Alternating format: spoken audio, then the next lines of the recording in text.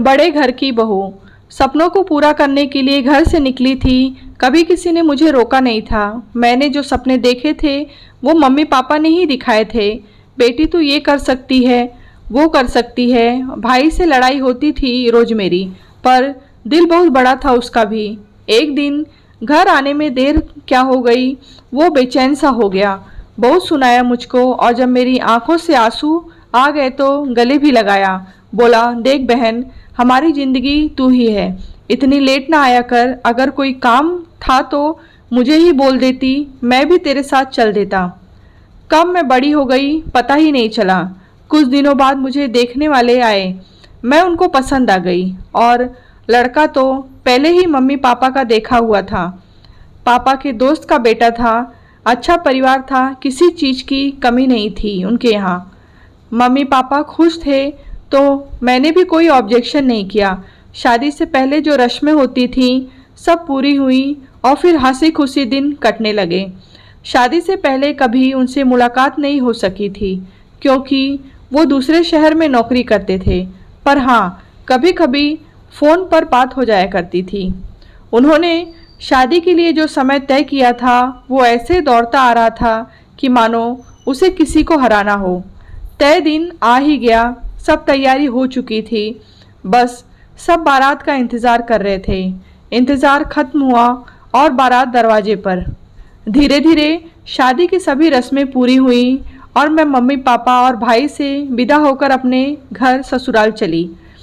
रास्ते में सिर्फ यही सोच रही थी कि नया घर होगा, नए लोग होंगे, रिश्ते नए होंगे, नया नया माहौल होगा, कैसे एडजस्ट कर पाऊंगी मैं। ऐसे ही कई विचार मन में उथल पुथल हो रहे थे कि मेरा नया घर आ गया। बहुत से रिश्तेदारों जो हमारा इंतज़ार कर रहे थे। गाड़ी जैसे ही घर के आगे जाकर रुकी, बहुत सी औरतों ने गाड़ी के चारों तरफ से घेर लिया। चाची, ताई, बुआ, मामी, नानी, जेठानी और पता नहीं कौन कौन। थोड़ी सी देर बाद ही हमें गाड़ी से उतारा गया और हमारी बहुत सारी रस्में पूरी कराई गईं। पूरी रात न सोने की वजह से मुझे नींद तो बहुत आ रही थी, पर सो न सकी। शाम होते होते बहुत से मेहमान जा चुके थे, और पास पड़ोस वाले भी।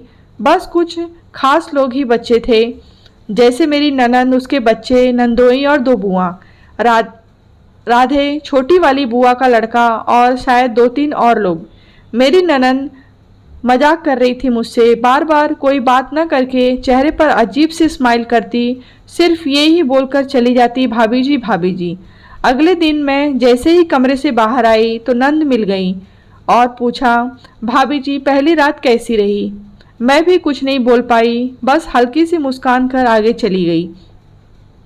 दिन से दोपहर से शाम होती गई। मेरे मन में जो सवाल उठ रहे थे उन सब का जवाब मिलता गया मुझे। नंद के बच्चे बड़े नटखट और प्यारे थे, उनका साथ अच्छा लगा मुझे। शादी के बाद 2 दिन तक ही रहे वो सब। उनकी एग्ज़ाम थी, इसीलिए ननंद भी बच्चों के साथ चली गईं।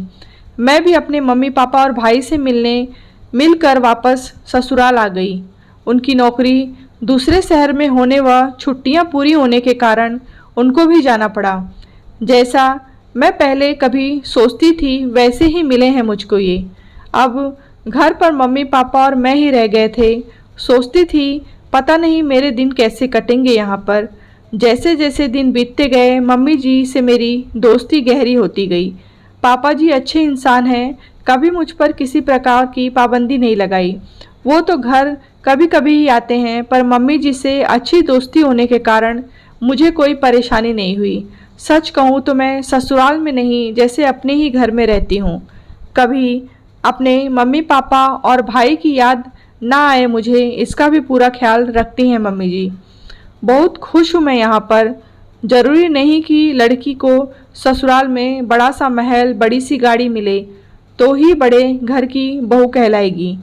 बस ससुराल वाले बड़े दिल वाले मिल जाएं तो भी बेटी बड़े घराने की बहू बन जाती है। अब कभी भी घर जाती हूँ तो मेरे घर वाले ही कह देते हैं, देखो वो बड़े घर की बहू आ रही है। कहानी आपको अच्छी लगी हो तो लाइक करें, शेयर करें।